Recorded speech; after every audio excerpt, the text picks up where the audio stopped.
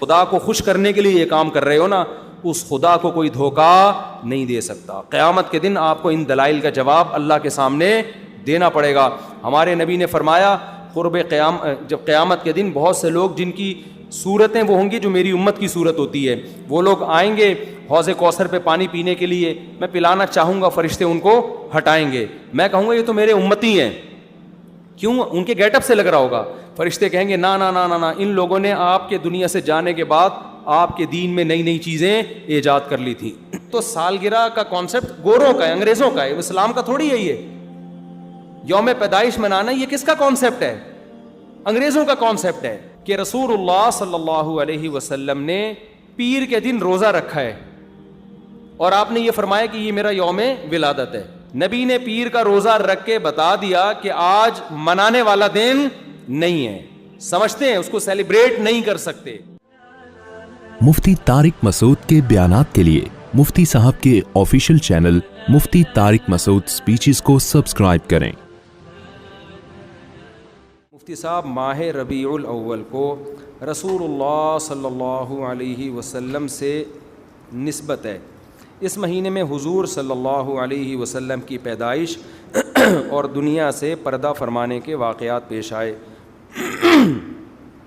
برائے مہربانی نبی صلی اللہ علیہ وسلم کی بعثت سے ایک مسلمان کو حاصل ہونے والے اسباق کے بارے میں چند باتیں بتائیں, اور آپ کی پیدائش سے دنیا میں کیا کیا اہم تبدیلیاں پیش آئیں. تو پورا موضوع ہے نا, اس پر بیان کریں گے, یہ تو 2 منٹ کا جواب نہیں ہو سکتا نا, سمجھیں. ابھی تو میں مختصر سوال جواب کے لیے بیٹھا ہوں, اس پہ تو پورا ٹاپک پہ انشاءاللہ بیان کروں گا. یہ سوال ہے مفتی صاحب, عید میلاد النبی منانا کیسا ہے؟ سجاوٹ کرنا, نعتیں سننا کیسا ہے؟ نعتیں سننا تو جائز ہے, پڑھنا بھی جائز ہے, باعث ثواب ہے, لیکن جو منانے کا کانسیپٹ ہے نا عید میلاد النبی, یہ بدعت عمل ہے. نبی صلی اللہ علیہ وسلم کے دور میں ہر سال ربیع الاول آیا, کہیں ایک ضعیف روایت بھی نہیں ہے کہ آپ نے منایا ہو, یا صحابہ کا دور آیا تو صحابہ نے منایا ہو, کہیں ایک ضعیف روایت بھی نہیں ملتی. اور نہ تابعین نے منایا, نہ ائمہ مجتہدین نے, نہ محدثین نے, کہیں بھی نہیں ہے. اس سال خوشی ہوتی ہے, پھر اگلے سال اس مہینے میں آنے میں تھوڑی خوشی ہوتی ہے بھائی, ورنہ میرے تو 15 ماشاءاللہ 15 سمجھ لیں آپ بچے الحمدللہ, اللہ برکت دے. تو اور وہ ہر مہینے میں کوئی نہ کوئی بچہ مارکیٹ میں آیا ہے. جنوری میں بھی کچھ آئے ہیں, کچھ فروری میں آئے ہیں, کچھ مارچ میں آئے ہیں. تو کیا مجھے جنوری میں بھی خوشی ہوتی ہے, مجھے فروری میں بھی خوشی ہوتی ہے, مجھے مارچ میں بھی خوشی ہوتی ہے؟ مجھے اس وقت خوشی ہوتی ہے جب نیا ورژن مارکیٹ میں آتا ہے, جب اطلاع ملتی ہے خیر خیریت سے اللہ نے ایک اور بیٹا یا بیٹی دے دی, اس وقت میں خوش بھی ہوتا ہوں, عقیقے کی بھی کوشش کرتا ہوں, مبارک باتیں لیتا بھی ہوں, مبارک باتیں پارسل کرتا بھی ہوں. اگلے مہینے وہی سال آتا ہے تو ہمیں تو یاد نہیں ہوتا کہ اس مہینے ہمارا بچہ پیدا ہوا تھا, کسی کو بھی یاد نہیں ہوتا, اپنا یاد نہیں ہوتا کہ ہم اس مہینے پیدا ہوئے تھے. یہ تو سالگرہ کا کانسیپٹ گوروں کا ہے, انگریزوں کا ہے, اسلام کا تھوڑی ہے. یہ یوم پیدائش منانا یہ کس کا کانسیپٹ ہے؟ انگریزوں کا کانسیپٹ ہے.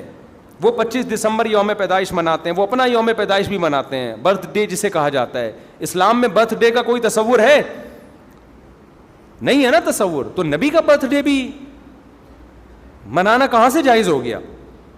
اور اہم ترین بات یہ کہ رسول اللہ صلی اللہ علیہ وسلم نے پیر کے دن روزہ رکھا ہے اور آپ نے یہ فرمایا کہ یہ میرا یوم ولادت ہے.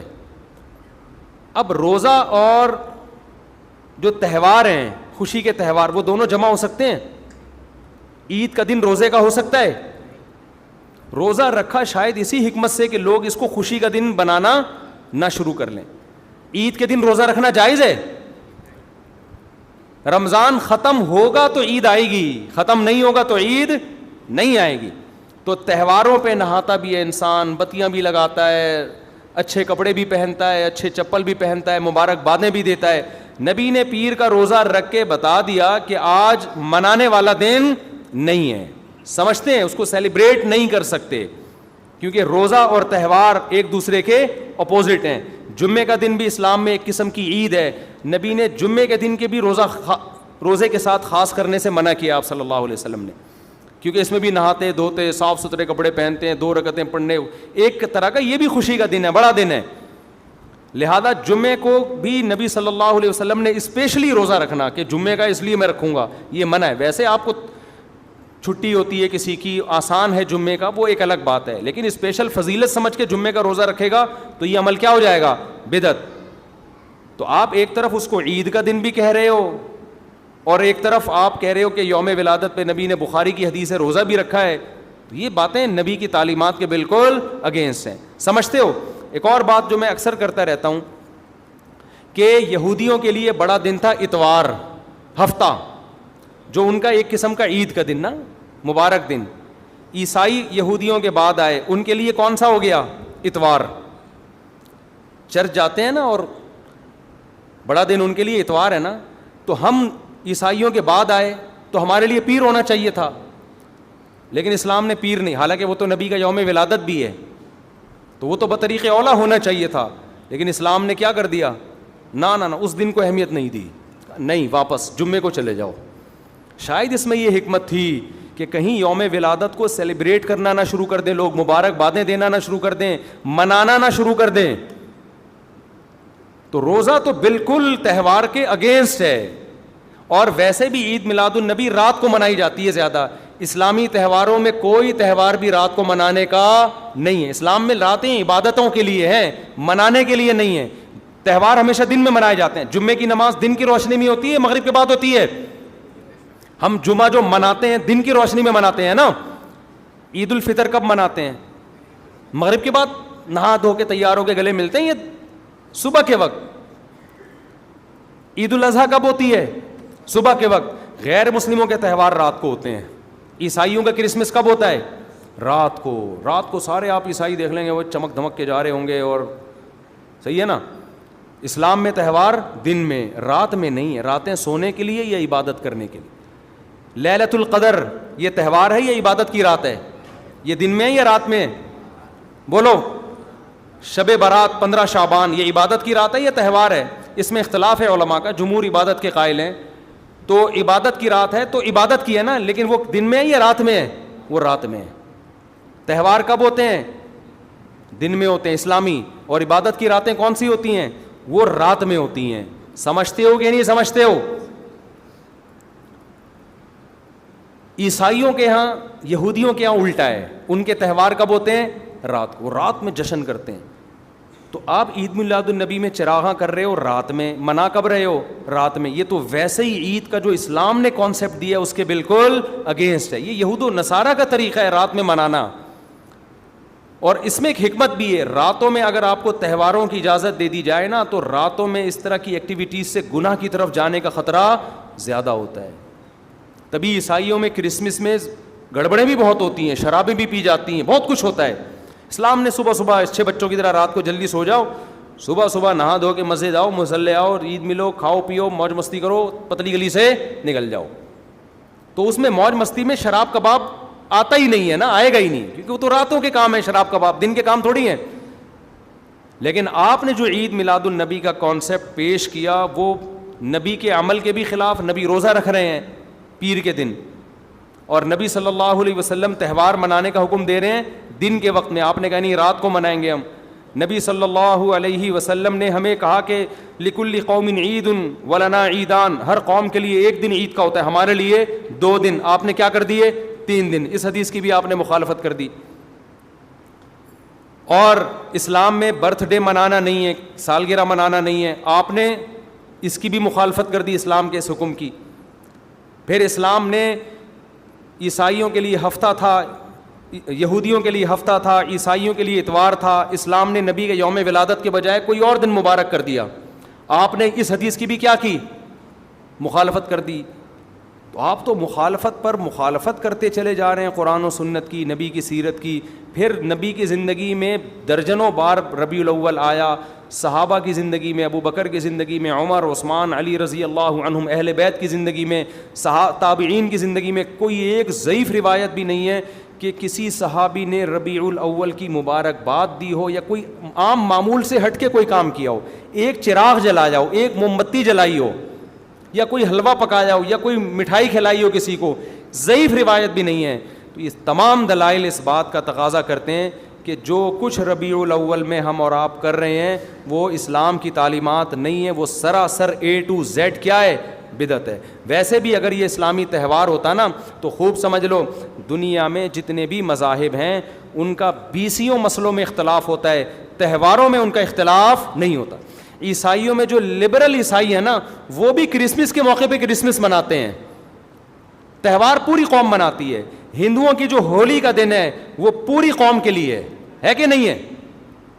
20 فرقے ہوں گے ہندوؤں کے, ہولی میں سب متفق ہیں. یہی وجہ ہے کہ مسلمانوں کے جتنے فرقے ہیں عید الفطر میں سب کیا ہیں؟ متفق. یکم شوال, ہاں اس کی تعین میں پشاور کا شوال الگ شروع ہوگا, ہمارا الگ ہو, وہ ایک الگ بات ہے, لیکن ہے کیا؟ فرسٹ شوال. بریلوی کیا, دیوبندی کیا, اہل حدیث کیا, شیعہ کیا, سنی کیا, جتنے فرقے ہیں سب کا اتفاق ہے بھائی تہوار کب ہوگا؟ یکم شوال کو. کیوں؟